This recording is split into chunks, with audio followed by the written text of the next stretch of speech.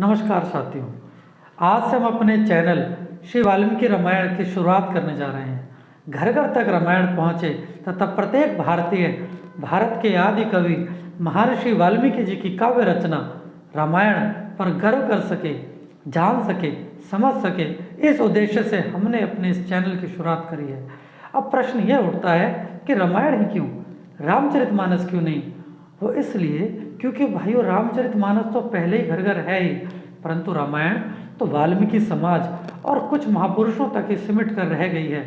और तो और कुछ लोग तो ये समझते हैं कि रामायण और रामचरितमानस दोनों एक ही हैं, जबकि रामायण महर्षि वाल्मीकि जी ने और रामचरितमानस बाबा तुलसीदास जी ने लिखी है। बाबा तुलसीदास जी ने रामचरितमानस की रचना उस समय करी थी जब भारत में मुगलों द्वारा भगवान श्री राम का चरित्र और चिंतन पूरी तरह से नष्ट भ्रष्ट कर दिया था।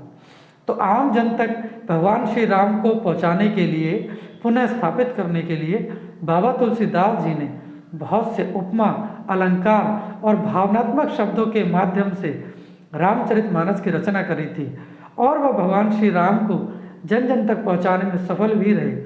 परंतु अब भी प्रश्न ये उठता है कि जब दोनों के आधार एक ही हैं, भगवान श्री राम, तो और वो रामचरितमानस प्रासंगिक भी है समाज में, तो फिर रामचरितमानस क्यों नहीं ली, रामायण ही क्यों ली? क्योंकि भाइयों भारत का प्राचीनतम से प्राचीनतम इतिहास रामायण है। विश्व की प्रथम काव्य रचना भी रामायण ही है। अयोध्या में भगवान श्री राम जन्मभूमि का फैसला भी रामायण के आधार पर आया है।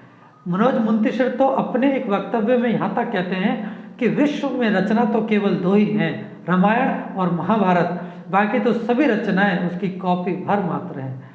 भारत के राष्ट्रपति डॉक्टर APJ अब्दुल कलाम आज़ाद जी तो यहाँ तक कहते थे कि रामायण में लिखी एक एक बात 100% सत्य है।